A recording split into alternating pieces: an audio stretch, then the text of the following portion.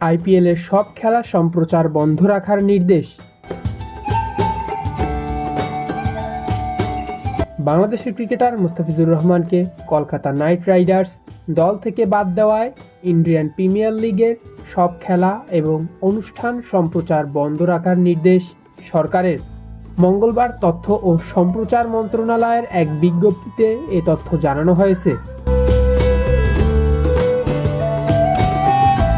বিজ্ঞপ্তিতে বলা হয়েছে, ভারতীয় ক্রিকেট বোর্ড কর্তৃক আগামী ২৬ মার্চ ২০২৬ থেকে অনুষ্ঠিত ইন্ডিয়ান প্রিমিয়ার লিগ ক্রিকেটে বাংলাদেশের তারকা খেলোয়াড় মুস্তাফিজুর রহমানকে কলকাতা নাইট রাইডার্স দল থেকে বাদ দেওয়ার নির্দেশ দৃষ্টিগোচর হয়েছে।